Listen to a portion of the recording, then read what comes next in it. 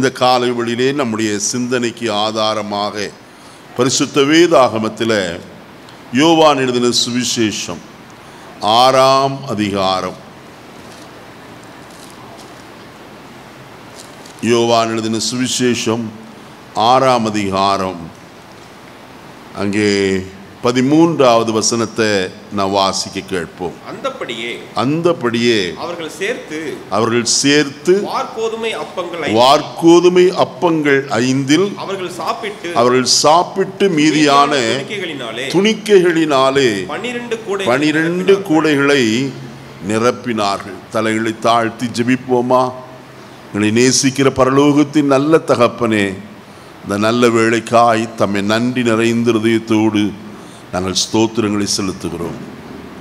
இன்றைக்கும் உங்களுடைய வார்த்தையின் முகாந்திரமாய் நாங்கள் உங்களுடைய சன்னிதானத்தில் காணப்படுகிறோம். அப்பா, நீர் எங்களோடு கூட நீர் பேசும். உங்களுடைய திவ்ய வார்த்தைகளை நாங்கள் கேட்டு அதன் முகாந்திரமாய் நாங்கள் பலனடைய எங்கள் ஒவ்வொருவருக்கும் நீர் அனுக்கிரகம் செய்யும்படிக்கு நாங்கள் ஜெபிக்கிறோம். உங்களுடைய கிருபை வெளிப்படட்டும். தடைகள் எல்லாவற்றையும் கர்த்தர் நீக்கி போடுவீராக. நம்முடைய நாமம் மகிமைப்படட்டும். இரட்சகர் இயேசுவின் நாமத்தில் தாழ்மையோடு கொண்டு நல்ல பிதாவே, ஆமென். கர்த்தருடைய பரிசுத்த நாமத்திற்கு ஸ்தோத்திரம் உண்டாகட்டும். மறுபடியும் ஒரு விசை கூட அந்த வசனத்தை வாசிக்க கேட்கலாம். அந்தபடியே அவர்கள் சேர்த்து வார்கோதுமை அப்பங்கள் 5 அவர்கள் சாப்பிட்டு மீதியான துணிக்கைகளினாலே 12 கூடைகளை நிரப்பினார்கள். இந்த சம்பவம் நம்ம எல்லாருக்கும் நல்ல பரிச்சயமான ஒரு சம்பவம். சிறு வயது முதற்கொண்டே சண்டே ஸ்கூலில் பங்கு பெறுகிறவர்களுக்கு தெரியும், 5 அப்பத்தையும் 2 மீனையும் கொண்டு தேவன் 5000 பேரை போஷித்தார் என்றும், 7 அப்பத்தையும் சிறு மீன்களையும் கொண்டு கர்த்தர் 7000 பேரை போஷித்தார் என்றும் நாம் இந்த அற்புதங்களை கேட்டிருக்கிறோம். அடிக்கடியாய் பிரசங்கத்திலும் இதை நாம் கேட்டது உண்டு. ஆனால் இந்த காலை வேளையில் உங்களோடு கூட இந்த வசனத்திலிருந்து சில காரியங்களை நான் பங்கு வைக்கும்படியாய் விரும்புகிறேன். முதலாவது காரியம், கர்த்தர் அற்புதம் செய்வதற்கு முன்பு நடைபெற்ற ஒரு சம்பவத்தை உங்களோடு கூட நான் சுருக்கமாய் சொல்லி அதற்கு பிறகு இந்த அற்புதத்தின் காரியத்துக்குள்ளே கடந்து வருவோம். மத்தேயு எழுதின சுவிசேஷம் 15ஆம் அதிகாரம் 32வது வசனத்தை நான் வாசிக்க கேட்போம். பின்பு இயேசு தம்முடைய சீஷர்களை அழைத்து ஜனங்களுக்காக என்ன செய்கிறேன்? பரிதபிக்கிறேன் என்று சொன்னார். போதும். முதலாவது காரியம், கர்த்தர் சீஷர்களை அழைத்து ஜனங்களுக்காக என்ன செய்கிறேன்? பரிதபிக்கிறேன். ஏராளமான கூட்டம் அவருக்கு பின்னே சென்று கொண்டே இருக்கிறது. கர்த்தர் சீஷர்களை பார்த்து சொன்ன ஒரு காரியம், நான் ஜனத்திற்காக பரிதபிக்கிறேன். அல்லது வேறு வார்த்தையிலே சொல்ல வேண்டுமானால் மத்தேயு எழுதின சுவிசேஷம் 14ஆம் அதிகாரம் 14வது வசனத்தில் இவ்விதமாய் சொல்லப்பட்டிருக்கிறது. இயேசு வந்து திரளான ஜனங்களை கண்டு அவர்கள் மேல் என்ன செய்தாராம்? மனதுருகினார் என்று எழுதப்பட்டிருக்கிறது. மார்க் எழுதின சுவிசேஷம் 6ஆம் அதிகாரம் 34ஆம் வசனத்திலே அதே நான் வாசிக்கலாம். இயேசு மனதுருக்கம் உள்ள தேவன். அருமையானே, எந்த ஜனம் கூட்டமாய் அவரிடத்தில் வருகிறார்களோ அவர்கள் எல்லாரையும் கண்டு அவர் என்ன செய்கிறவர்? மனதுருகிற தேவனாய் அவர் காணப்படுகிறார். மனதிறக்கம் இல்லாதவர் அல்ல, மனதுருக்கம் உள்ள ஒரு நல்ல கர்த்தரைத்தான் நீங்களும் நானும் ஆராதிக்கிறவர்களாய் காணப்படுகிறோம். கர்த்தருடைய வசனத்திலே நான் வாசிக்கும் போது யார் மேலெல்லாம் கர்த்தர் மனதுருகுவார் என்று பல வசனங்கள் சொல்லப்பட்டாலும் ஒன்று சில வசனங்களை மட்டும் நான் கோடிட்டு காட்ட விரும்புகிறேன். முதலாவது ஏசாயா தீர்க்கதரிசியின் புஸ்தகம் 55ஆம் அதிகாரம் 5ஆம் வசனத்தை நான் வாசிக்க கேட்போம். 7வது வசனத்தை வாசியுங்கள். துன்மார்க்கன் தன் வழியையும் அக்கிரமக்காரன் தன் நினைவுகளையும் விட்டு கர்த்தரிடத்தில் திரும்ப கடவன், அவர் அவன் மேல் மனதுருகுவார் நம்முடைய தேவனிடத்திற்கே திரும்ப கடவன். அவர் மன்னிக்கிறதற்கு என்ன செய்கிறவர்? தயை பெருத்தவராய் காணப்படுகிறார். யார் மேல் கர்த்தர் முதலாவது மனதுருகிறார் என்று சொல்லி வசனத்தை வாசிக்கிற வேளையில, துன்மார்க்கன் தன் வழியையும் அக்கிரமக்காரன் தன் நினைவுகளை விட்டு யாரிடத்திலே திரும்ப கடவன்? தேவனிடத்திலே அல்லது கர்த்தரிடத்திலே திரும்ப கடவன். அவர் அவன் மேல் என்ன செய்வார்? மனதுருகுவார் என்று எழுதப்பட்டிருக்கு. எந்த ஒரு பாவம் செய்கிற ஒரு மனுஷன் சமாதானம் இல்லாதபடிக்கு அலைந்து திரிகிற மனுஷன் இயேசு அண்டைக்கு கடந்து வருகிறானோ, தன் பாவங்களை உணர்ந்து அந்த மனுஷன் மேல் அவர் என்ன செய்கிறவர்? மனதுருக்கம் உள்ளவராய் காணப்படுகிறார். நம்ம எல்லாருக்கும் தெரியும், லூக்கா 18ஆம் அதிகாரத்தில் 2 பேர் ஜெபிக்கும்படியாய் போனார்கள். அதுல ஒரு மனுஷன் வானத்துக்கு நேராய் தன் கண்களையும் ஏறெடுக்க துணியாதபடிக்கு தன் மார்பிலே அடித்து கொண்டு, தேவனே பாவியாய் என்மேல் எப்படி இரும், கிருபையாயிரும் என்று சொல்லி அவன் கர்த்தரிடத்தில் ஜெபிக்கிறவனாய் காணப்பட்டான். வசனம் சொல்கிறது, அவன் அல்ல, இவனே நீதிமான் ஆக்கப்பட்டவனாய் தன் வீட்டுக்கு என்ன செய்தான்? திரும்பி போனான் என்று வசனத்தில் நான் வாசிக்கிறோம். காரணம் என்ன? தன் பாவங்களை உணர்ந்து மனக்லேசத்தோடு கூட கர்த்தரிடத்தில் அறிக்கை செய்கிறவனாய் காணப்பட்டான். அருமையானே, முதலாவது ஒரு பாவ உணர்வும், இரண்டாவது பாவ அறிக்கையும் எந்த மனுஷனுடைய வாழ்க்கையில வருகிறதோ அவன் மேல் கர்த்தர் மனதுருகி அவன் பாவங்களை கிருபையாய் என்ன செய்கிறவர்? மன்னிக்கிறவராய் காணப்படுகிறவர். கர்த்தருடைய வேதத்தில் வாசிக்கிறோம், லூக்கா எழுதின சுவிசேஷத்துல 15ஆம் அதிகாரத்தில் 3 காரியங்கள், 3 உவமைகள் சொல்லப்பட்டிருக்கிறதை நாம் பார்க்கிறோம். முதலாவது காணாமற் போன ஆட்டை குறித்த வசனத்தில் வாசிக்கிறோம். இரண்டாவது காரியம் காணாமற் போன ஒரு வெள்ளிக்காசை குறித்து வாசிக்கிறோம். மூன்றாவது காணாமற் போன, வீட்டை விட்டு கடந்து போன இளைய குமாரனை குறித்து நாம் பார்க்கிறோம். இந்த இளைய குமாரனுடைய வாழ்க்கையில தகப்படி ஆஸ்திகள் எல்லாவற்றையும் வாங்கி கொண்டு தூர தேசத்திற்கு போய் துன்மார்க்கமாய் சகலவற்றையும் அவன் என்ன செய்தான்? செலவழித்து போட்டான். செலவழித்த பின்பு வசனம் சொல்கிறது, அந்த தேசத்தில் கொடிய பஞ்சம் உண்டாயிற்று. ஆகாரத்திற்கு வழி இல்லை.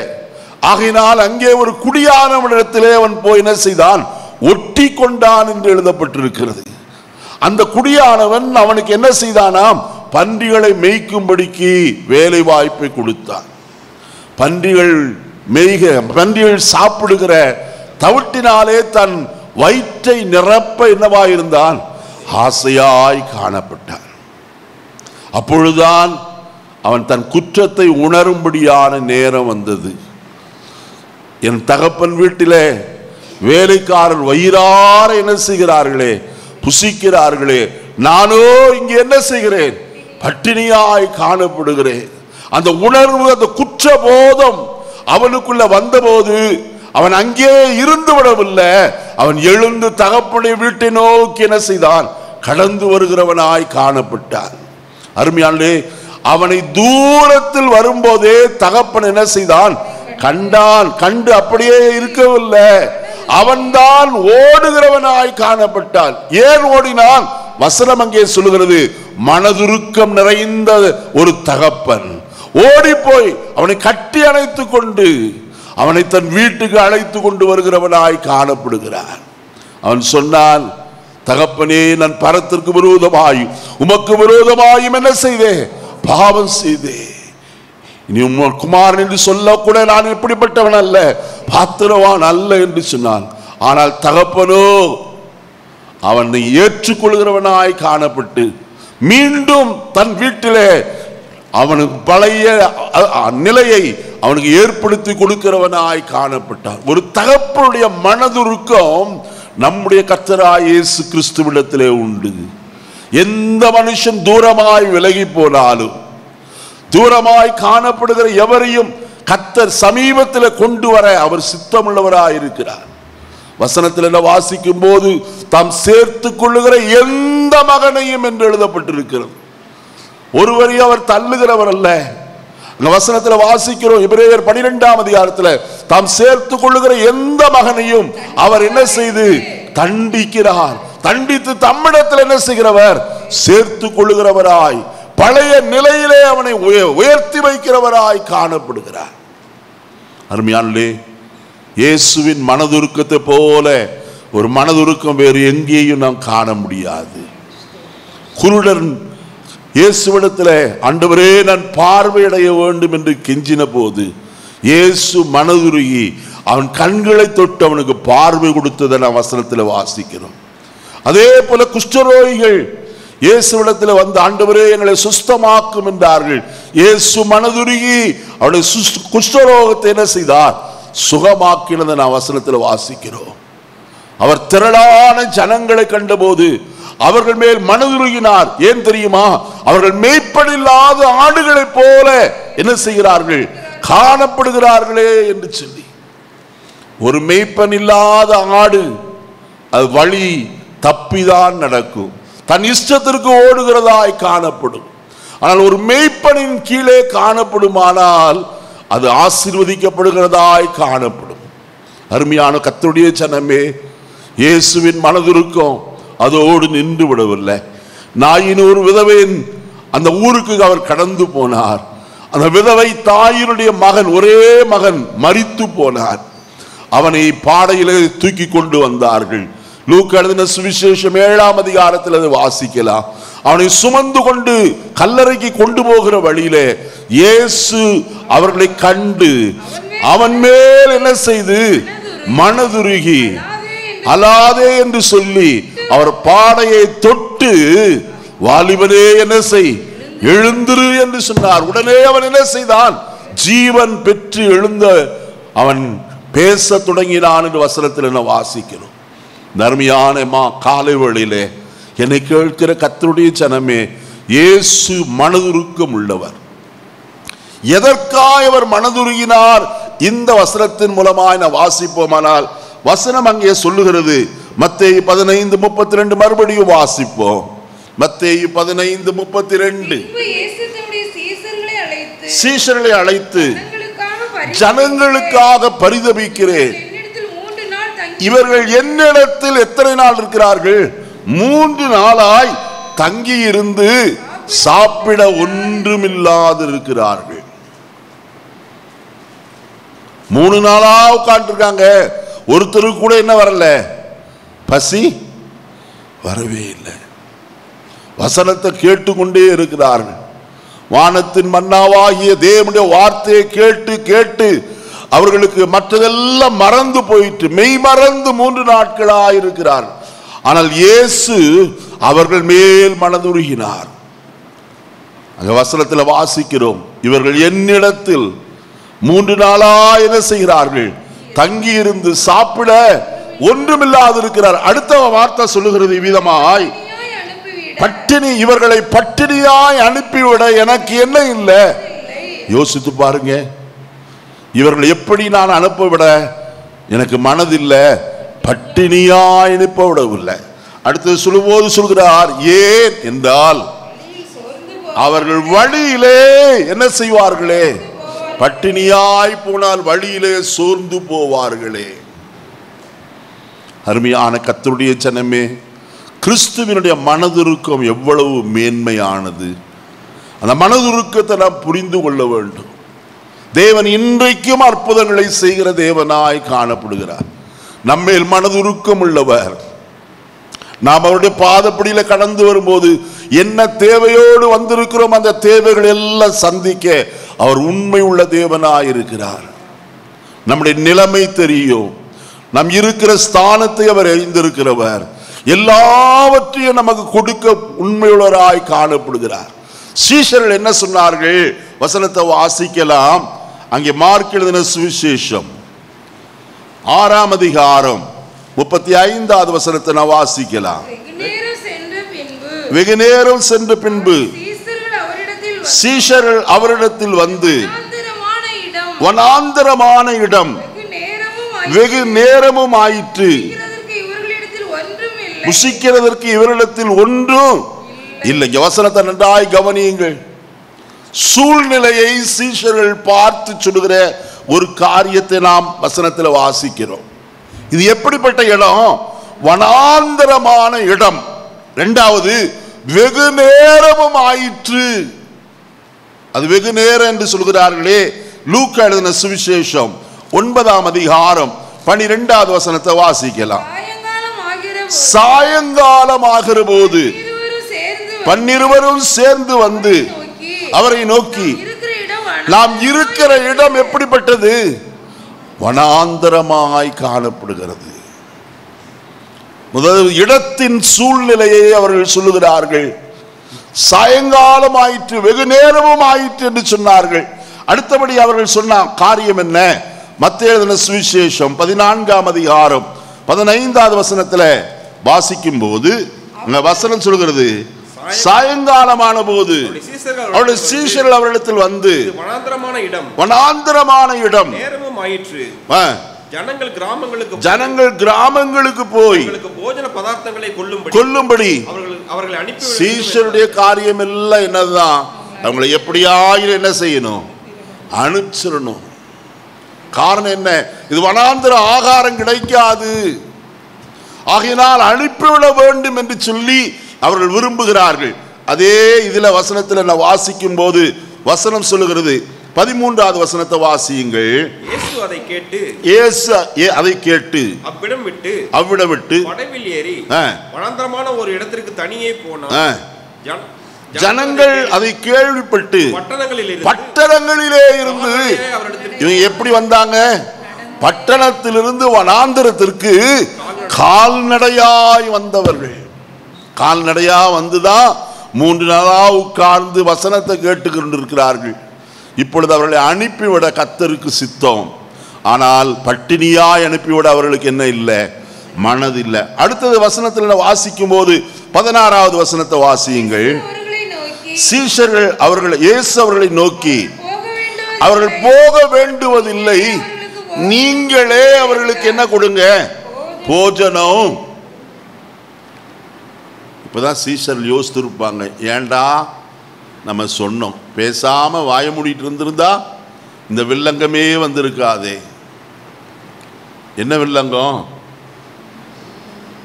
இப்ப இவங்ககிட்டே திருப்பிட்டார், நீங்களே அவர்களுக்கு என்ன செய்யுங்க? உடனே அவங்க சொன்னதான பதிலெல்லாம் நான் வசனத்தில் நான் வாசிக்கும் போது தெரியும்.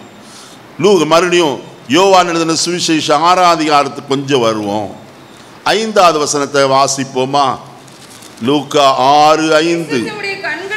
இயேசு தம்முடைய கண்களை ஏறெடுத்து தம்மிடத்தில் வருகிறதை கண்டு பிலிப்புவை நோக்கி, இவர்கள் சாப்பிடத்தக்க அப்பங்களை எங்கே கொள்ளலாம் என்று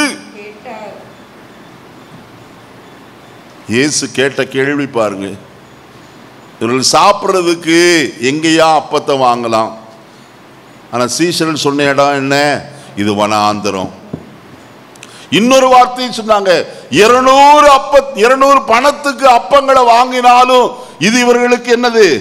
போதாது. 7வது வசனத்தை வாசிங்க.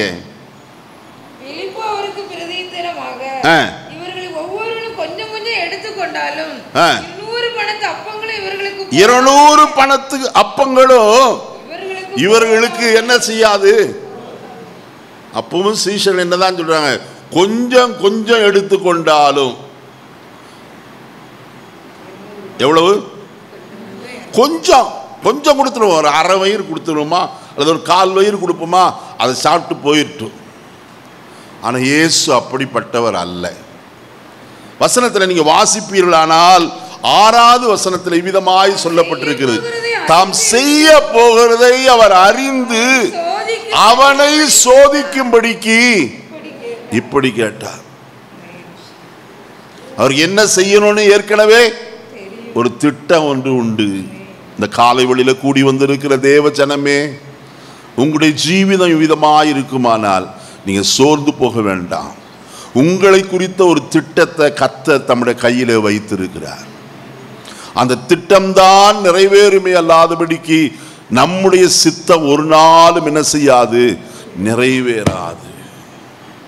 நம்ம நிறைய பிளான் வைத்திருக்கிறோம், திட்டங்கள் தீட்டுகிறோம். ஆனால் தேவ திட்டம் தான் என்ன செய்யும்? நிலை பெறுகிறதாய் காணப்படும். வசனத்தில் வாசிக்கிறோம், ஏசாயா தீர்க்கதரிசி சொல்லுகிறார், கர்த்தருக்கு சித்தமானது அவருடைய கையினால் என்ன செய்யும்? வாய்க்கும். அவர் எதையோ ஒன்று செய்ய நம்முடைய வாழ்க்கையில் அவர் விருப்பம் உடையவராய் காணப்படுகிறார். அந்த விருப்பம் இன்னதென்று அவர் ஏற்ற சமயத்தில் என்ன செய்வார்? வெளிப்படுத்துகிறவராய் காணப்படுவார். தாம் செய்ய போகிறதை அவர் அறிந்து அவனை சோதிக்கும்படிக்கு இப்படி என்ன செய்தார்? கேட்டார். அதுக்கு தான் பதில் சொல்லுகிறான், 200 அப்பத்துக்கும் 200 பணத்துக்கும் அப்பம் வாங்கி கொஞ்சம் கொஞ்சமாய் கொஞ்சம் எல்லாம் எடுத்துக்கொண்டாலும் இவர்களுக்கு என்னது? போதாது ஆண்டவரே. நம்ம கூட நினைக்கிறோம், நம்ம கையில் இருக்கிறது கொஞ்சம் தானே, இது போதுமா? இந்த மாதம் முழுவதும் நாம் சாப்பிடுகிறதற்கு, நம்முடைய செலவினங்களுக்கு எல்லாம் போதுமா? இந்த வருஷம் எத்தனையோ தேவைகள் இருக்கிறதே, எல்லாவற்றுக்கும் என் கையில் இருக்கிற கொஞ்சம் போதுமா?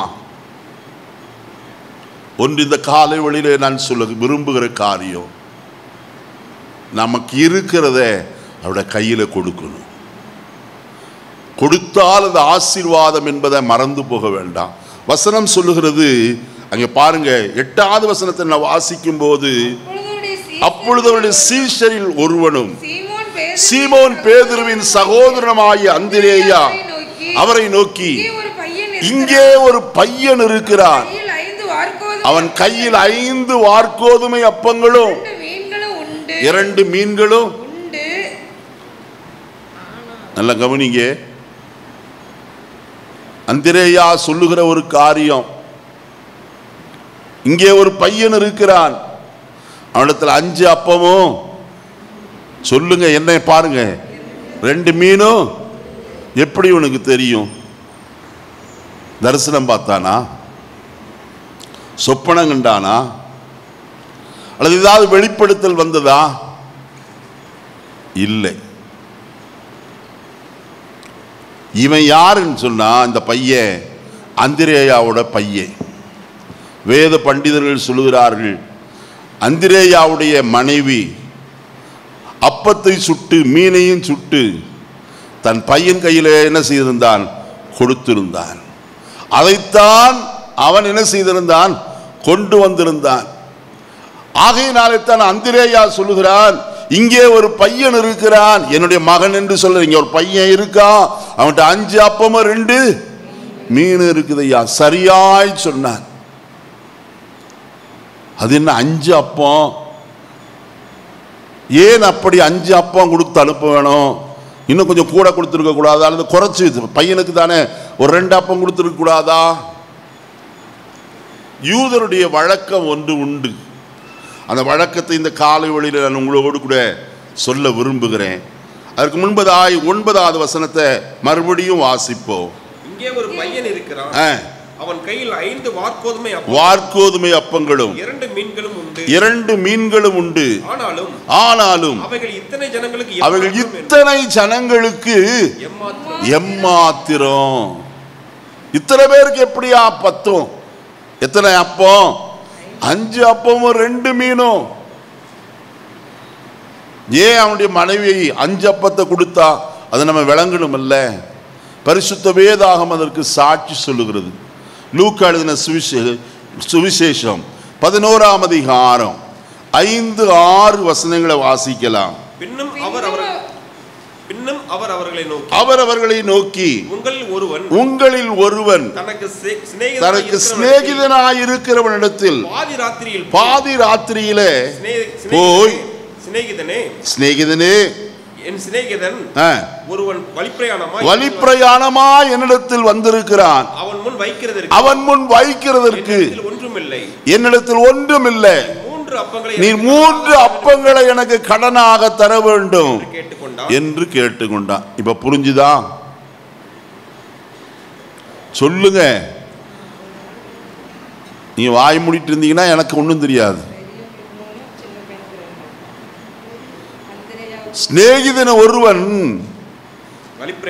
வழிப்பிரயாணமாய் என்னிடத்தில் வந்திருக்கிறார், அவன் முன் வைக்கிறதற்கு எனக்கு அப்பம் ஒன்றும் இல்லை. ஆனால் நீ 3 அப்பத்தை எனக்கு என்ன செய்யணும்? கடனாய் தர வேண்டும். அப்ப பெரியவங்களுக்கு எத்தனை அப்பம்? 3 அப்பமும், சின்னவங்களுக்கு 2 அப்பமும். புரிஞ்சுதா? ஏன் இப்படி சொல்றீங்கன்னு கேட்கலாம். அதற்கும் வசனத்தை சொல்கிறேன். வாசிப்போம். லூக்கா எழுதின சுவிசேஷம், யோவான் எழுதின சுவிசேஷம் 7ஆம் அதிகாரம் 53வது வசனத்தை வாசிப்போம். பின்பு அவரவர் தங்கள் தங்கள் வீட்டுக்கு, சீஷரும் போயிட்டாங்க வீட்டுக்கு. ஆனா இயேசு எங்கே போனார்? அடுத்த அதிகாரம் முதல் வசனத்தை வாசிங்க. இயேசு ஒலிவ மலைக்கு. பாத்தீங்களா? ஆயினால் தான் சொல்லுகிறேன், அவன் வீட்டிலிருந்து வரும்போதே அப்பத்தை கொண்டு வந்தான்னு சொல்லி. சீஷர்கள் எல்லாரும் வீட்டுக்கு போய்விட்டாங்க. இயேசு ஒலிவ மலைக்கு ஜெபிக்கும்படியாய் கடந்து போனார். இப்ப லூக்கா 11ஆம் அதிகாரத்துக்கு மறுபடியும் வாங்க. அங்க வசனத்துல வாசிக்கும் போது அங்கே 3 சிநேகிதரை குறித்து நான் வசனத்துல வாசிக்கலாம். எத்தனை சிநேகிதர்? 3. முதல் சிநேகிதன் தூங்கின சிநேகிதன், தன் பிள்ளைகளோடு நான் தூங்கிட்டேன்னு சொன்னவன்.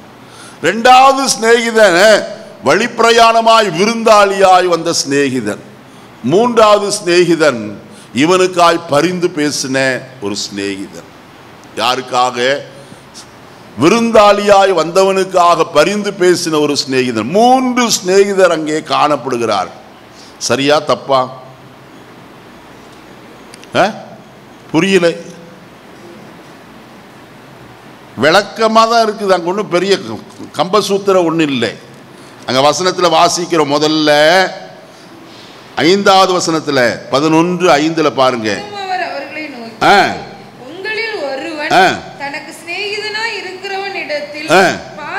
பாதி ராத்திரியில் போய், சிநேகிதனே, என் சிநேகிதன். அப்ப யார் கேட்டது? வேறொரு சிநேகிதன். அவன் வீட்டுக்கு யார் வந்திருக்கிறது? பாதி ராத்திரியில விருந்தாளியாய் வந்த ஒரு சிநேகிதன். இப்ப 3வது ஒரு சிநேகிதன் யாரு? வாசிங்க அடுத்த வசனம், அந்த வசனத்தை. சிநேகிதனே, ஒருவன் வழிப்பிரயாணமாய் இல்லத்தில் வந்திருக்கிறான். அவன் முன் வைக்கிறதற்கு எனக்கு ஒன்று இல்லை, 3 அப்பங்களை எனக்கு என்ன செய்யணும்? தர வேண்டும் என்றார். அடுத்த வசனம், வீட்டுக்குள் இருக்கிறவன் பிரதியுத்தரமாக என்னை தொந்தரவு செய்யாதே,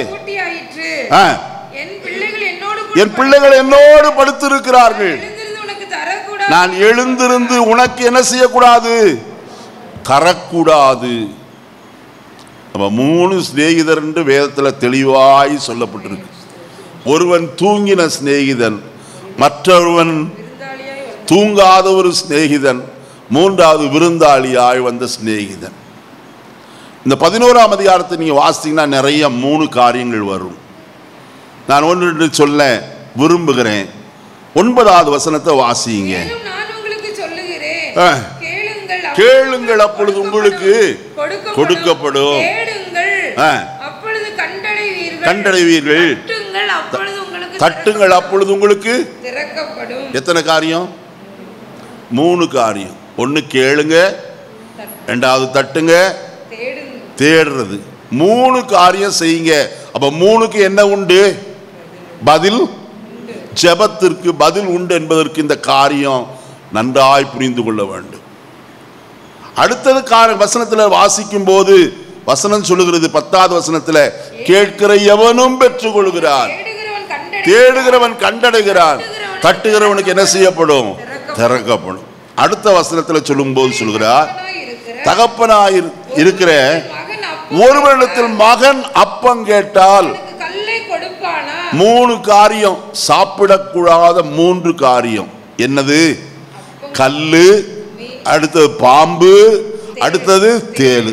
சாப்பிடக்கூடிய 3 காரியம் இருக்கு. என்னது? அப்பம், மீன், முட்டை. எத்தனை 3 அங்க வருது பாருங்க. வசனத்தை நம்ம வேக வேகமா வாசிட்டு போயிடணும். ஆய்ந்து தேடினால்தான் அதில் கண்டுபிடிக்கவே முடியும். அடுத்து சொல்லும் போது சொல்லுகிறார், பொல்லாதவர்களாகிய நீங்கள் உங்கள் பிள்ளைகளுக்கு நல்ல ஈவுகளை கொடுக்க அறிந்திருக்கும் போது பரமபிதாவானவர் தம்மிடத்தில் வேண்டிக் கொள்ளுக்கு பரிசுத்த ஆவியை கொடுப்பது அதிக நிச்சயம் அல்லவா என்று சொல்லுகிறார். நம்முடைய மாம்ச பிரகாரமான தகப்பன்மாரை பார்க்கிலும் பரமபிதா எப்படிப்பட்டவர்? உண்மை உள்ளவராய் காணப்படுகிறவர். அவர் எல்லாவற்றையும் கொடுப்பதற்கு உண்மை உள்ள தேவனாய் அவர் காணப்படுகிறார். இப்ப அடுத்த காரியம் அங்கே வசனத்தில் நான் வாசிக்கிற வழியில இயேசு என்ன செய்தார் என்று நான் வசனத்தில் பார்க்கலாம். லூக்கா எழுதின சுவிசேஷம் 7ஆம் அதிகாரம் 16வது வசனத்தை எல்லாரும் பயம் அடைந்து இருங்க, நான் தப்பா சொல்லிட்டியா? கொஞ்சம் இருங்க.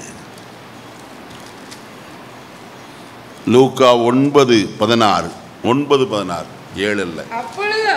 அப்பொழுது அவர் அந்த 5 அப்பங்களையும் 2 மீன்களையும் எடுத்து வானத்தை அண்ணாந்து பார்த்து ஆசீர்வதித்து பிட்டு நல்ல கவனிங்க. இதெல்லாம் செய்யறதுக்கு முன்னாடி ஆண்டவர் வேறொரு காரியத்தையும் செய்தார். 14வது வசனத்தை வாசிங்க. ஏறக்குறைய 5000 புருஷர்கள் இருந்தார்கள். அவர்களை பந்திக்கு 50 பேராக உட்காரும்படி சொல்லுங்கள் என்று நம்முடைய சீசர்களுக்கு சொன்னார். பாருங்க, நம்முடைய தேவன் யார் என்றால் ஒழுங்கின் தேவன், ஒழுங்கற்ற தேவன் அல்ல. அவர் ஒழுங்கை என்ன செய்கிறவர்? விரும்புகிற எந்த காரியமானாலும் அவர் ஒழுங்கின்படி செய்ய அவர் விரும்புகிறார். அவர் சொன்ன காரியம், நீங்கள் எல்லாரும் அவர்களை பந்தி இருக்க சொல்லுங்க. முதல்ல பந்தி இருங்க. 50 பேராய் 100 பேராய் எல்லாரும் என்ன செய்தாங்க? பந்தி இருந்தார்கள். அப்பொழுது அங்க வசனத்தில் நான் வாசிக்கும் போது வசனம் சொல்லுகிறது, அப்பொழுது அவர் 5 அப்பங்களையும் 2 மீன்களையும் தம்முடைய கையில் என்ன செய்தார்? அருமையானே, 5 அப்பமும் 2 மீனும் அவர் தம்முடைய கையில் எடுத்து முதலாவது செய்த காரியம் வானத்தை அண்ணாந்து பார்த்தார். எதற்கு? என்னுடைய சகாயம் வானத்தையும் பூமியை உண்டாக்கின கர்த்தரிடத்திலிருந்து வர வேண்டும். கொஞ்சமானதுதான், எல்லாருடைய பார்வையிலும் இது அற்பமான காரியம்தான். இது போதுமா என்று சொன்ன சீஷர்கள், அவிசுவாசம் உள்ள சீஷர்கள் கூட இருக்கிறார்கள். இவர்களுக்கு முன்பதாய் எந்த விதத்திலும் அற்புதம் நடைபெறாமல் இருக்கக்கூடாது. அற்புதம் நடைபெற வேண்டும். அது நிமித்தமாக இவர்கள் விசுவாசிக்க வேண்டும், ஜனங்களும் விசுவாசிக்க வேண்டும். அவர் செய்த காரியம் வானத்தை அண்ணாந்து பார்த்து அதை ஆசீர்வதித்தார், ஸ்தோத்திரம் பண்ணினார். அடுத்தது அவர் அதை பிட்டார். அடுத்தது ஜனங்களிடத்தில் பரிமாறும்படி அவரிடத்திலே கொடுக்கிறவராய் காணப்பட்டார். நல்ல கவனிப்போம். இன்றைக்கு நம்முடைய வாழ்க்கையில கொஞ்சம்தான் இருக்குது. ஐயா, இது போதுமா போதுமா என்று சொல்லி புலம்ப வேண்டிய அவசியம் இல்லை. கர்த்தருடைய கரத்தில் கொஞ்சத்தை கொடுப்போம். அவர் அதை கையிலே ஏந்தி கொண்டு அவர் அற்புதங்களை செய்ய எப்படிப்பட்டவர்? வல்லவராய் காணப்படுகிறார். கானா ஒரு கல்யாணத்தில் திராட்சரசம் குறைவுபட்ட போது வீடு முழுவதும் கலக்கம், துக்கம் நிறைந்து காணப்படுகிறார்கள். ஆனால் இயேசு அவரிடத்தில் வந்த வேலைக்காரரை பார்த்து கச்சாடிகளில் தண்ணீரை என்ன செய்யுங்கள்? நிரப்புங்கள் என்று சொல்லி, அதற்கு பிறகு முன் அதை நிரப்பி வந்தபோது இயேசு சொன்னார், கொண்டு போய் பந்தி விசாரிப்பு காரணத்தில் கொடுங்கள் என்று. அவர்கள் கொண்டு போய் கொடுத்த போது அவர்கள் எடுத்து விளம்ப ஆரம்பித்தார்கள். வசனம் சொல்கிறது, முந்தின திராட்சரசத்தை பார்க்கிறோம் பிந்தின திராட்சரசம் அதிக ருசியுள்ளதாய் காணப்பட்டது. எந்த ஒரு காரியம் அவரிடத்தில் கொடுக்கப்படுகிறதோ அதை அவர் ஆசீர்வதித்தால் நிச்சயம் எப்படி இருக்கும்? அது பெருக்கம் அடைகிறதாய் காணப்படும். சாரிபாத் ஊரிலே ஏழை விதவை தாய், ஒரு பிடி மாவும் கொஞ்சம் எண்ணெய் தான் இருக்கிறது, நானும் பிள்ளையாண்டானும் சாப்பிட்டு மரிக்க போகிறோம் என்று சொன்னார். ஆனால் தீர்க்கதரிசி சொல்கிறார், முதல் அடையை சுட்டு என்னிடத்தில் என்ன செய், கொண்டு வா. அங்கே கொண்டு வந்த போது அவள் மாவை எடுத்த போது பானையிலே மா என்ன செய்யல, செலவழிந்து போகல. ஏனென்றால் தீர்க்கதரிசி சொன்னார், பஞ்ச காலம் முடியும் வரைக்கும் உன் பானையில மா செலவழிந்து போவதும் இல்லை, கலசத்துல எண்ணெய் குறைந்து போவதும் இல்லை என்று சொன்னார். அந்த வார்த்தையின்படியே கர்த்தர் செய்கிறவராய் காணப்பட்டார். ஊழியனுடைய வார்த்தையை கர்த்தர் கனப்படுத்தினார். தீர்க்கதரிசியினுடைய வார்த்தையை கர்த்தர் கனப்படுத்துகிறவராய் காணப்பட்டார். மற்றொரு சம்பவத்தை நான் உங்களுக்கு சொல்ல விரும்புகிறேன். 2 ராஜாக்களின் புஸ்தகம் 4ஆம் அதிகாரம் 42வது வசனத்தை வாசிக்க கேட்போம். அங்கே தீர்க்கதரிசி இதை போலவே ஒரு அற்புதத்தை செய்திருப்பார். ஒரு மனுஷன் தேவனுடைய மனுஷனுக்கு முதற் பலனான வார்கோதுமையின் 20 அப்பங்களையும் தான் கதிர்களையும் கொண்டு வந்தான். அப்பொழுது அவன் ஜனங்களுக்கு சாப்பிட கொடுத்தான். அதற்கு அவனுடைய பணிவிடைக்காரன், இதை நான் 100 பேருக்கு முன் வைப்பது எப்படி என்றான். அதற்கு அவன், அதை ஜனங்களுக்கு சாப்பிட கொடு, சாப்பிட்ட பிற்பாடு இன்னும் மீதி உண்டாயிருக்கும் என்று கர்த்தர் சொல்லுகிறார் என்றான். அங்க வசனத்தை பாருங்க. தீர்க்கதரிசியா எலிசாவின் நாட்களிலே வார்கோதுமை அப்பத்தையே ஒரு மனுஷன் கொண்டு வந்து தீர்க்கதரிசியின் இடத்துல கொடுத்தார். அதை வாங்கி அவனுடைய சீஷரிடத்தில் கொடுத்து ஜனங்களுக்கு முன்னாக என்ன செய்யுங்கள், வையுங்கள் என்று சொன்னார்கள். அவங்க சொன்ன பதில் இதே விதமாக இருக்கிறது. இந்த 100 பேருக்கு முன் வைக்க இது எப்படி ஆகையா, கொஞ்சம் தானே இருக்கு. இன்றைக்கு நம்முடைய கையில் இருக்கிற கொஞ்சத்தை தான் எதிர்பார்த்து பார்த்து சலிப்படைகளா காணப்படுகிறோம். இது முடியுமா, இது போதுமா? கர்த்தருடைய கரத்தில் கொடுப்போம். ஆண்டவரே, இது எல்லாவற்றையும் அறிந்திருக்கிறவர்.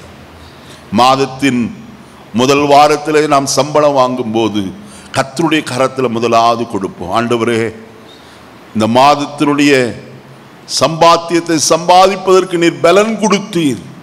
இந்த சம்பாத்தியத்தை நான் உம்முடைய கையில் வைக்கிற ஐயா. இந்த மாதத்திற்கு முழுவதும் என் தேவைகள் என்ன செய்ய வேண்டும், சந்திக்கப்பட வேண்டும். ஒன்று குறைவா இருக்கக்கூடாது. நான் கடன் வாங்கவும் செய்யக்கூடாது. மீதம் எடுக்க எனக்கு என்ன செய்யும், உதவி செய்யும். இயேசு அப்பத்தை வாங்கி வானத்தை அண்ணாந்து பார்த்து அதை ஆசீர்வதித்து அதை பிட்டு சீஷரிடத்தில் கொடுத்தார். எல்லாருக்கும் கொடுத்தார்கள். கொடுத்து முடிந்த போது நாம் முதலாவது வாசித்தோம், 12 கூடை நிறைய என்ன செய்தார்கள், எடுத்தார்கள். எதை? மீதியானதை என்று எழுதப்பட்டிருக்கிறது. மீதியானதுன்னா சிந்தனது அல்ல. நல்ல கவனிங்க. சாப்பிட்டுட்டு சிந்திட்டானே அதெல்லாம் பொறுக்க சொல்லி அவர் சொல்லலை. அவர் நொறுக்கி கொடுத்தாரே, அதில் மீதியானது 12 கூடை நிறைய அவர்கள் என்ன செய்தார்கள், எந்த சீஷர்கள் இது போதுமா என்று சொன்னார்களே, அவர்கள் எல்லாருக்கும் ஆளுக்கு ஒரு கூடையும் கிடைச்சது. என்னது? ஆளுக்கு 12 சீஷர்களுக்கும் 12 கூடையை கொடுத்தார். என்ன வெறுமையான கூடை அல்ல, அப்பத்தோடு கூட மீனோடு கூட கூடையை கொடுத்து சுமந்து போங்கயான்ட்டார். ஆனா கர்த்தருடைய வசனம் சொல்லுகிறது, அவங்க அதை விட்டுட்டே வந்துட்டாங்களாம். வழியில அதை விட்டுட்டு வந்துட்டாங்க. எவ்வளவு நல்ல சீஷர் பாருங்க. நான் இந்த காலை வழியில் உங்களோடு சொல்கிறது, மனதுருக்கமுள்ள ஒரு தேவன் நமக்கு இருக்கிறார். அவர் அற்புதங்களை செய்ய வல்லவராய் இருக்கிறார். அவரை போல அற்புதங்களை செய்ய வேறு ஒருவரும் இல்லை என்பதை இந்த காலை வழியில் புரிந்து கொள்வோமானால் நிச்சயம் ஆசீர்வாதம். சூழ்நிலையை பார்க்கவே பார்க்காதீங்க. இது நான் இருக்கிற இடம் இப்படிப்பட்டது, நான் தனிமையாக இருக்கிறேன், எனக்கு ஒருத்தரும் இல்லை, இதெல்லாம் ஒரு பொருட்டு அல்ல. கர்த்தருடைய பிள்ளைகள் கர்த்தரை தான் நோக்கி பார்க்கணும். அருமையானே, கர்த்தரால் செய்யக்கூடாத ஒரு காரியம் ஒன்றுமில்லை. அவர் செய்ய வல்லவராய் காணப்படுகிறவர். நான் சாலக்குடிக்கு போகிறதுக்கு முன்னாடி அந்த போதகர் ஃபோன் பண்ணார், எப்படி பாஸ்டர் வருவீங்க, பஸ்ஸில் வருவீங்களா ட்ரெயினில் வருவீங்களான்னு சொல்லி கேட்டார். நான் சொன்னேன், இல்லை நான் காரில் தான் வருவேன். ஐயோ பாஸ்டர் எங்கண்ணே அப்படின்னாரு. அவருக்கு நினைப்பு என்னது, நான் இதை நினச்சிட்டு போவேன். அங்கூழியக்காரன் அல்ல. பணத்தை ஒரு நாளும் கேட்டுட்டு போகிறவனும் அல்ல, ஒரு நாள் அதை விரும்பி போகணும் அல்ல. அவர் நினைச்சிட்டார், பாஸ்டர் காரில் வந்தால் நிறைய கொடுக்கணுமே. நான் சொன்னேன், அதை குறித்து ஒரு நாள் பாரப்பட வேண்டாம், நீங்கள் சும்மா இருங்க, நான் வந்து ஊழியம் செய்கிறேன். கர்த்தர் எல்லாவர் தேவையை எனக்கு சந்திக்க வல்லவராயிருக்கிறார். கர்த்தர் என் தேவையை சந்தித்தார், இங்கேயே சந்திச்சு விட்டார். டீசல் அடிச்சுட்டு போனோம், ஊழியத்தை செய்து முடித்தோம். அந்த பாஸ்டர் நான் உங்களுக்கு ஒரு காணிக்கை கொடுக்குறேன்னு சொன்னார். நான் சொன்னேன், வேண்டவே வேண்டாம், இல்லை, என்னுடைய சந்தோஷத்துக்காக கொடுக்குறேன், அது கொஞ்சமாக இருந்தாலும் சந்தோஷமாய் வாங்கிக்கணும்னு சொன்னார். வாங்கிட்டேன். ஏன் சொல்லுகிறேன், சிலருடைய எண்ணங்கள் அப்படிப்பட்டதாக இருக்கிறது. எப்படி ஒரு மனுஷனை அழைத்து கனப்படுத்த முடியலைன்னா எப்படி என்று. ஆனால் கர்த்தர் நம்மை அப்படி மற்றவரிடத்தில் எதிர்பார்த்து போகும்படி வைக்கிறவர் அல்லவே இல்லை என்பதை தான் சொல்கிறேன். ஏன்னா அவருடைய கரத்திலே ஒப்பு கொடுத்தால் போதும். நம்முடைய தேவையை கர்த்தர் எல்லாவற்றையும் சந்திக்க எப்படிப்பட்டவர், வல்லவராயிருக்கிறார். அதனால் தான் நான் அடிக்கடியாய் சொல்கிற காரியம், என்னுடைய எஜமான் கர்த்தர், என்னை அழைத்தவர் அவர், இந்நாள் வரைக்கும் அவர் என்ன செய்கிறார், நடத்தி கொண்டு வருகிறவராய் காணப்படுகிறார். நான் ஒரு சாட்சி சொல்லி இந்த நாள் பிரசங்கத்தை நிறுத்த இருக்கிறேன்.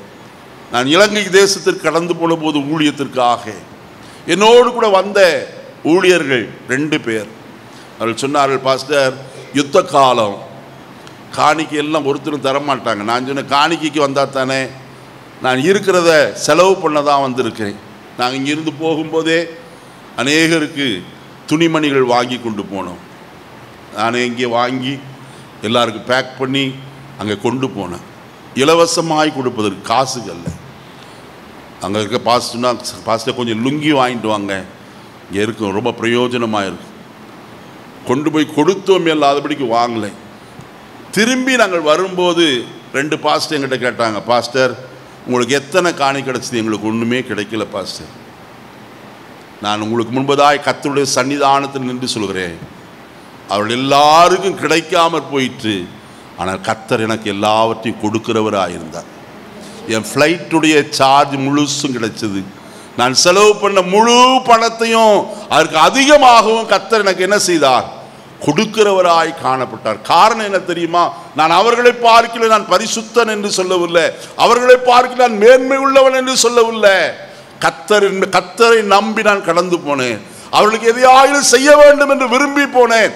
கர்த்தர் எல்லாவற்றையும் கொடுக்கிறவராய் காணப்பட்டார். பணம் நமக்கு பொருட்டு அல்லவே அல்ல. பணம் நம்ம என்ன செய்யும், தேடி வருகிறதாய் காணப்படும். எந்த இடத்திலேயும் வனாந்திரமான இடமாய் காணப்படலாம், ஜனங்கள் ஒருவர் இல்லாத இடமாய் இருக்கலாம். கர்த்தர் அற்புதங்களை செய்ய எப்படிப்பட்டவர், வல்லவராய் இருக்கிறார். இந்த காலவெளியில் நான் சொல்லி முடிக்கிற காரியம், கர்த்தர் மனதுருக்கம் உள்ளவர். வனாந்திரம் என்று சொல்லலாம், வெகு நேரம் ஆயிற்று என்று சொல்லலாம், இவர்களை அனுப்பிவிடலாம் என்று சொல்லலாம். எது எப்படி நடந்தாலும் சரி, கர்த்தரை நீங்களும் நானும் நோக்கி பார்க்கும் போது ஒரு குறைவில்லாதபடிக்கு கர்த்தர் உங்களை போஷிக்கவும் வழிநடத்தவும் தேவைகளை சந்திக்கவும் மாத்திரமல்ல மீதியானதை எடுக்கவும் கர்த்தர் எப்படிப்பட்டவர், வல்லவராயிருக்கிறார். அவர் மேல் நம்முடைய பாரத்தை வைத்து விடுவோம், அவரையே சார்ந்திருப்போம். ஆண்டவரே உம்மை அல்லாதபடிக்கு நான் வேற யாரையும் சார்ந்திருக்கிற ஆண்டவரே, உம்மைத்தான் சார்ந்திருக்கிறேன். நம்ம எல்லாரும் எழுந்திருப்போமா? நீங்க ஒருவேளை சிறிய பிரசங்கமாய் காணப்படலாம், கர்த்தர் உங்களோடு கூட பேசி இருக்கிறார் என்று சொல்லி நான் தீர்க்கமாய் நம்புகிறேன். அவர் மனதுருக்கம் உள்ள தேவன். எந்த ஒரு மனுஷன் அவரிடத்தில் மனம் திரும்பி வருகிறானோ, தன் பாவத்திற்காய் கிளேசப்படுகிறானோ, அவனை கர்த்தர் மன்னிக்கிறதற்கு தயவுறுத்தவர் மட்டுமல்ல, அவர் அவன் மேல் மனதுருகும் தேவனாய் காணப்படுகிறார். அவருடைய மனதுருக்கத்தை குறித்து நாம் கேள்விப்பட்டோம். குருடனுக்கு பார்வை கொடுத்தவர், குஷ்டரோகியை தொட்டு சுகமாக்கினவர், மரித்தவனை உயிரோடு கூட எழுப்பினவர். இப்படிப்பட்ட தேவன் தான் நம்மேலும் மனதுருக்கம் உள்ளவராயிருக்கிறார். அவருடைய மனதுருக்கத்திற்கு முடிவில்லைங்க. உங்கள் மேலும் மனதுருக்கமுடையவராய் காணப்படுகிறார். ஒருவேளை நீங்கள் இருக்கிற இடம் வெறுமையான வனாந்திரம் போல காணப்படலாம். வனாந்திரத்தில் உங்களை போஷிப்பதற்கு அவர் வல்லவர் ஐயா. இஸ்ரவேல் ஜனங்களை 40 ஆண்டு காலம் வனாந்திரத்தில் நடத்தி கொண்டு வந்தவர். ஒரு நாளாயில் அவர்களை பட்டினியாயிருக்க விடவே இல்லை. முதலாவது கர்த்தர் அவர்களுக்கு ஒரு மேக ஸ்தம்பத்தை கொடுத்து வனாந்திரத்தின் உஷ்ணத்தை அறியாதபடிக்கு கர்த்தர் அவர்களை வழிநடத்துகிறவராய் காணப்பட்டார். உங்களை பராமரிப்பதற்கு, உங்களை பாதுகாப்பதற்கு சூழ்நிலைகளை அவர் மாற்ற அவராலே முடியும். வனாந்திரம் கொடுமையான வெயில் நிறைந்த ஒரு இடம். ஆனால் கர்த்தரோ மேக ஸ்தம்பத்தினாலே அவர்களை மறைத்து வைத்து ஏறக்குறைய 30 லட்சம் ஜனத்தை ஏற்கும் கர்த்தர் பாதுகாவலராய் நல்ல காலநிலை அவர்களுக்கு தருகிறவராய் காணப்பட்டார். இரண்டாவது, ஒவ்வொரு நாளும் அவர் வீட்டிலே இருந்து வெளியே கூடாரத்தை விட்டு வெளியே வரும்போது அவர்களுக்கு முன்பதாய் ஆகாரம் காணப்பட்டது, மன்னா இருந்தது. கற்பாறையிலிருந்து தண்ணீரை புறப்பட பண்ணினார். அவருடைய பாதரட்சிகள் தேய்ந்து போகவில்லை, அவருடைய வஸ்திரங்கள் பழமையாய் போகவில்லை. அற்புதமாய் கர்த்தர் நடத்தினாரே. அந்த தேவன் இந்த காலவெளியிலே நம்முடைய தேவனாய் காணப்படுகிறார். மோசே ஒரு கேள்வி கேட்டால், ஆண்டவரே இத்தனை லட்சம் ஜனத்திற்கும் நீர் மாம்சத்தை கொடுக்க கூடுமோ? கர்த்தர் சொன்னார், ஒரு நாள் அல்ல, 2 நாள் அல்ல, 5 நாள் அல்ல, 1 மாதம் அல்ல, நான் அதிகமாய் கொடுக்க வல்லவராயிருக்கிறேன். அவர்கள் சாப்பிட்டார்கள், மூக்கு வழியாயும் அது வந்தது என்று எழுதப்பட்டிருக்கு. ஒரே ஒரு காரியம், கேட்டதை பெற்றுக் கொண்டார்கள். ஆனால் ஒரு வருத்தமான ஒரு காரியம், அவருடைய ஆத்துமாக்களிலோ இளைப்பை அனுப்புகிறவராய் காணப்பட்டார். நம்முடைய இச்சையின்படி நாம் கேட்பது அல்ல, ஆண்டவரே உம்முடைய சித்தம் உண்டானால் எனக்கு தாரும். நம்முடைய இச்சை கேட்ட போஜனத்தை கேட்டார்கள். ஆனால் கர்த்தரை கொடுத்தார். ஆனால் முடிவு, அவருடைய ஆத்துமாக்களிலே இளைப்பு வந்தது. நாம் அப்படிப்பட்டவர்களாயிராதபடிக்கு, எதையும் இச்சிக்கித்து கர்த்தரிடத்தில் கேட்கிறவர்களாயிராதபடிக்கு, கர்த்தாவே உமக்கு சித்தமானால் எனக்கு தாரும், உம்முடைய சித்தத்தை என் வாழ்க்கையில நிறைவேற்றும் ஆண்டவரே. அவர் உங்களுக்கு கொடுக்கிறவர் மட்டுமல்ல, மீதமானதையும் எடுக்கும்படியாய் செய்கிற கர்த்தர். நீங்க கர்த்தரை பார்த்து சொல்லுங்க, ஆண்டவரே இந்த வருமானம் சம்பாதிக்கும்படிக்கு இந்த மாதம் முழுவதும் எனக்கு சுகத்தையும் பலத்தையும் கர்த்தர் தந்தீரே, இது உம்முடைய கரத்துல கொடுக்கிறப்பா. இந்த மாதம் முழுவதும் என் தேவையை சந்திக்கவும் மீதியானதை எடுக்கவும் எனக்கு உதவி செய்யும். கர்த்தரால் எல்லாம் ஆகும். உங்களுடைய தேவையை சந்திப்பதற்கு அவர் உண்மையுள்ளவராய் காணப்படுகிறார். அதனால் தான் இந்த காலையில சொன்னேன், நம்முடைய தேவன் மனதுருக்கம் உள்ள தேவன். ஜனங்களுக்காக நான் பரிதபிக்கிறேன் என்று சொன்னார். அவருடைய பரிதாபம் எவ்விதமாய் வெளிப்பட்டது என்று இந்த காலை வேளையில கேட்டோம். கர்த்தர் செய்ய வல்லவர். அவர் செய்ய நினைத்தது ஒருபோதும் தடைபடவே தடைபடாது. கர்த்தரை நோக்கி பார்ப்போமா? பரலோகத்தின் நல்ல பிதாவே, நல்ல வேளைக்காய் ஸ்தோத்திரம். இந்த காலை வேளையிலே நம்முடைய பரிசுத்த சன்னிதானத்தில் நாங்கள் ஒருமித்து கூடி நம்முடைய நாமத்தை தொழுது கொள்ளும் ஸ்லாக்கியத்தை எங்களுக்கு தந்தீரதற்காய் ஸ்தோத்திரம். இப்பொழுதும் ஆண்டவரே, எங்களோடு நீர் பேசினே நம்முடைய ஜீவனுள்ள வார்த்தைகளுக்காய் நாங்கள் உமக்கு நன்றி சொல்லி துதிக்கிறோம். தொடர்ந்து கர்த்தருடைய ஆவியானவர் எங்களோடு இடைப்படுவீராக. மெய்யாகவே நீர் மனதுருக்கம் உள்ள தேவன். அற்புதங்களை செய்கிறதில் உமக்கு ஒப்பானவர் ஒருவரும் இல்லை ஆண்டவரே. அதிசயங்களை செய்கிறவர் நீர் ஒருவரே என்று எழுதப்பட்டிருக்கிறது. நீர் தம்முடைய பிள்ளைகளுடைய வாழ்க்கையிலே இந்த வாரத்தில் அற்புதங்களை செய்யும்படியாய் ஜெபிக்கிறோம். ஒருவராயிரம் ஒன்றிலே குறைவுபடாதபடிக்கு ஆண்டவரே சம்பூர்ணமான ஆசீர்வாதத்தை நம்முடைய பிள்ளைகளே கர்த்தர் வருஷிக்கப்படுவீராக. அப்பத்தையும் தண்ணீரையும் வருமானத்தையும் நீர் ஆசீர்வதிப்பீராக. போக்கில் வரத்தில் எல்லாம் கர்த்தர் கூட இருப்பீராக. மீதியானது எடுக்கத்தக்கதாய் கர்த்தர் அனுக்கிரகம் செய்வீராக. நம்முடைய பிள்ளைகளை சாட்சியாய் நிறுத்துவீராக என்று ஜெபிக்கிறோம். உடைய கிருபை கூட இருக்கட்டும். ரட்சகர் இயேசுவின் நாமத்தில் தாழ்மையோடு கொண்டு நல்ல பிதாவே, ஆமென்.